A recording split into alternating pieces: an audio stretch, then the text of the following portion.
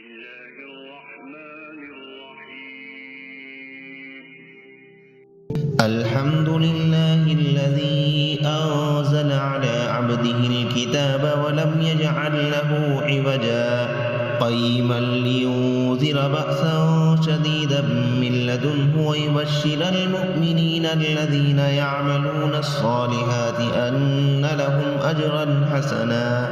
ماكثين فيه أبدا وينذر الذين قالوا اتخذ الله ولدا ما لهم به من علم ولا لآبائهم كبرت كلمة تخرج من أفواههم إن يقولون إلا كذبا فلعلك باخع نفسك على آثارهم إن لم يؤمنوا بهذا الحديث أسفا إنا جعلنا ما على الأرض زينة لها لنبلوهم أيهم أحسن عملا وإنا لجاعلون ما عليها صعيدا جرزا أم حسبت أن أصحاب الكهف والرقيم كانوا من آياتنا عجبا إذ أوى الفتية إلى الكهف فقالوا ربنا آتنا من لدنك رحمة وهيئ لنا من أمرنا رشدا فضربنا على آذانهم في الكهف سنين عددا ثم بعثناهم لنعلم أي الحزبين أحصى لما لبثوا أمدا نحن نقص عليك نبأهم بالحق إنهم فتية آمنوا بربهم وزدناهم هدى وربطنا على قلوبهم إذ قاموا فقالوا ربنا رب السماوات والأرض لن ندعو من دونه إلها لقد قلنا إذا شططا هؤلاء قوم اتخذوا من دونه آلهة لولا يأتون عليهم بسلطان بين فمن أظلم ممن افترى على الله كذبا وإذ اعتزلتموهم وما يعبدون إلا الله فأووا إلى الكهف ينشر لكم ربكم من رحمته ويهيئ لكم من أمركم مرفقا وترى الشمس إذا طلعت تزاور عن كهفهم ذات اليمين وإذا غربت تقرضهم ذات الشمال وهم في فجوة منه ذلك من آيات الله من يهد الله فهو المهتد ومن يضلل فلن تجد له وليا مرشدا وتحسبهم أيقاظا وهم رقود ونقلبهم ذات اليمين وذات الشمال وكلبهم باسط ذراعيه بالوصيد لو اطلعت عليهم لوليت منهم فرارا ولملئت منهم رعبا وكذلك بعثناهم ليتساءلوا بينهم قال قائل منهم كم لبثتم قالوا لبثنا يوما أو بعض يوم قالوا ربكم أعلم بما لبثتم فابعثوا أحدكم بورقكم هذه إلى المدينة فلينظر أيها أزكى طعاما فليأتكم برزق منه وليتلطف ولا يشعرن بكم أحدا إنهم إن يظهروا عليكم يرجموكم أو يعيدوكم في ملتهم ولن تفلحوا إذا أبدا وكذلك أعثرنا عليهم ليعلموا أن بعد الله حق وأن الساعة لا ريب فيها إذ يتنازعون بينهم أمرهم فقالوا ابنوا عليهم بنيانا ربهم أعلم بهم قال الذين غلبوا على أمرهم لنتخذن عليهم مسجدا سيقولون ثلاثة رابعهم كلبهم ويقولون خمسة سادسهم كلبهم رجما بالغيب ويقولون سبعة وثامنهم كلبهم قل ربي أعلم بعدتهم ما يعلمهم إلا قليل فلا تمار فيهم إلا مراء ظاهرا ولا تستفت فيهم منهم أحدا ولا تقولن لشيء إني فاعل ذلك غدا إلا أن يشاء الله واذكر ربك إذا نسيت وقل عسى أن يهديني ربي لأقرب من هذا رشدا ولبثوا في كهفهم 300 سنين وازدادوا 9. قل الله أعلم بما لبثوا له غيب السماوات والأرض أبصر به وأسمع ما لهم من دونه من ولي ولا يشرك في حكمه أحدا. واتل ما أوحي إليك من كتاب ربك لا مبدل لكلماته ولن تجد من دونه ملتحدا. واصبر نفسك مع الذين يدعون ربهم بالغداة والعشي يريدون وجهه ولا تعد عيناك عنهم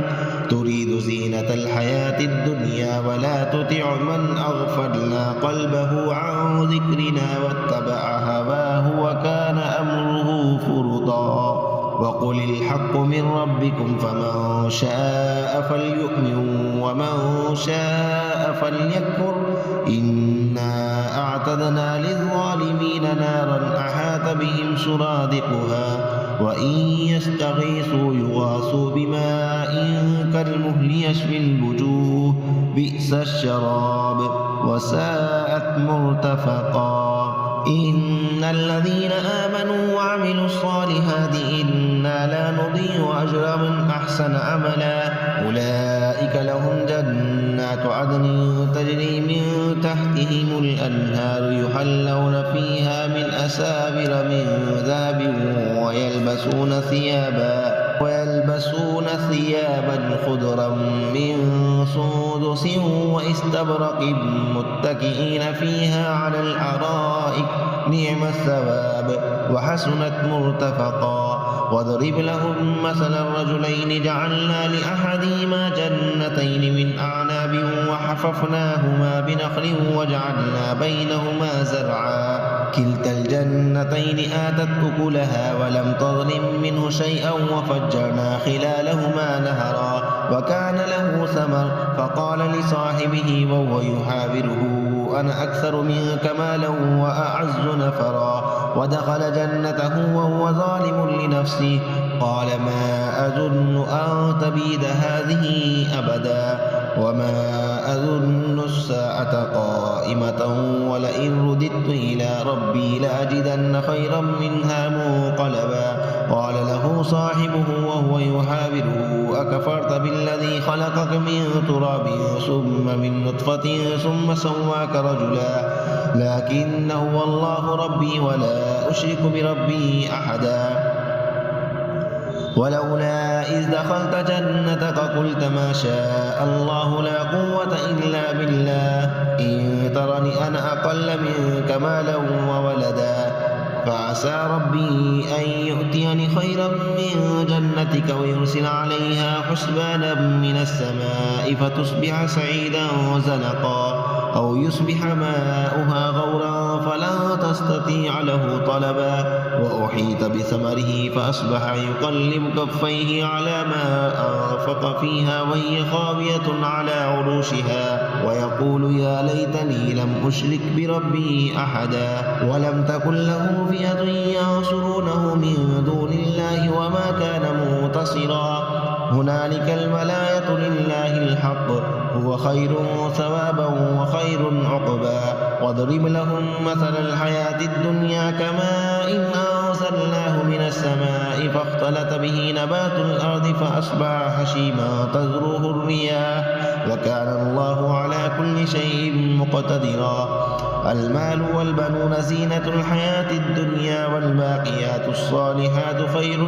عند ربك ثوابا وخير أملا. ويوم نسير الجبال وترى الأرض بارزة وحشرناهم فلم نغادر منهم أحدا وعرضوا على ربك صفا لقد جئتمونا كما خلقناكم أول مرة بل زعمتم أن لن نجعل لكم موعدا. ووضع الكتاب فترى المجرمين مشفقين مما فيه ويقولون يا ويلتنا ما لهذا الكتاب لا يغادر صغيرة ولا كبيرة إلا أحصاها ووجدوا ما عملوا حاضرا ولا يظلم ربك أحدا. وإذ قلنا للملائكة اسجدوا لآدم فسجدوا إلا إبليس كان من الجن ففسق عن أمر ربه أفتتخذونه وذريته أولياء شاء من دوني وهم لكم عدو بئس للظالمين بدلا ما أشهدتهم خلق السماوات والأرض ولا خلق أنفسهم وما كنت متخذ المضلين عضدا ويوم يقول نادوا شركائي الذين زعمتم فدعوهم فلم يستجيبوا لهم وجعلنا بينهم موبقا ورأى المجرمون النار فظنوا أنهم مواقعوها ولم يجدوا عنها مصرفا ولقد صرفنا في هذا القرآن للناس من كل مثل وكان الإنسان أكثر شيء جدلا وما منع الناس أن يؤمنوا إذ جاءهم الهدى ويستغفروا ربهم إلا أن تأتيهم سنة الأولين أو يأتيهم العذاب قبلا وما نرسل المرسلين إلا مبشرين ومنذرين ويجادل الذين كفروا بالباطل ليدحضوا به الحق واتخذوا آياتي وما أنذروا هزوا ومن أظلم ممن ذكر بآيات ربه فأعرض عنها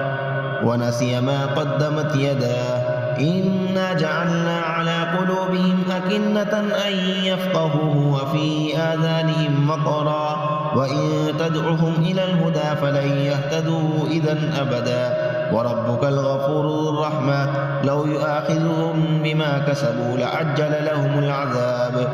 بل لهم موعد لن يجدوا من دونه موئلا وتلك القرى أهلكناهم لما ظلموا وجعلنا لمهلكهم موعدا وإذ قال موسى لفتاه لا أبرح حتى أبلغ مجمع البحرين أو أمضي حقبا فلما بلغا مجمع بينهما نسيا حوتهما فاتخذ سبيله في البحر سربا فلما جاوزا قال لفتاه آتنا غداءنا لقد لقينا من سفرنا هذا نصبا قال أرأيت إذ أوينا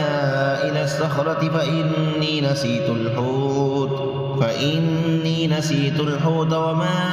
أنسانيه إلا الشيطان أن أذكره واتخذ سبيله في البحر عجبا قال ذلك ما كنا نبغي فارتدا على آثارهما قصصا فوجدا عبدا من عبادنا آتيناه رحمة من عندنا وعلمناه من لدنا علما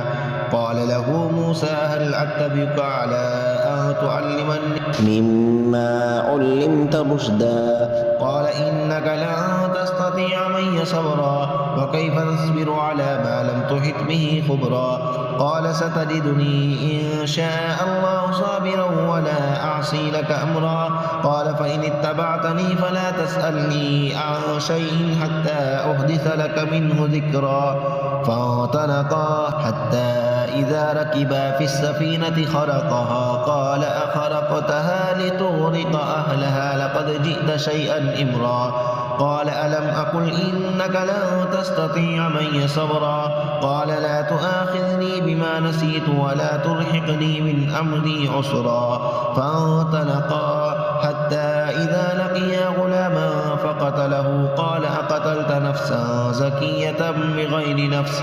لقد جئت شيئا نكرا قال ألم أقل إنك لا تستطيع معي صبرا قال إن سألتك عن شيء بعدها فلا تصاحبني قد بلغت من لدني عذرا فانطلقا حتى إذا أتيا أهل قرية استطعما أهلها فأبوا أن يضيفوهما فوجدا فيها جدارا يريد أن ينقض فأقامه قال لو شئت لاتخذت عليه أجرا قال هذا فراق بيني وبينك سأنبئك بتأويل ما لم تستطع عليه صبرا أما السفينة فكانت لمساكين يعملون في البحر فأردت أن أعيبها وكان وراءهم ملك يأخذ كل سفينة غصبا وأما الغلام فكان أبواه مؤمنين فخشينا أن يرهقهما طغيانا وكفرا فأردنا أن يبدلهما ربهما خيرا منه زكاة وأقرب رحما وأما الجدار فكان لغلامين يتيمين في المدينة وكان تحته كنز لهما وكان أبوهما صالحا فأراد ربك أن يبلغا أشدهما ويستخرجا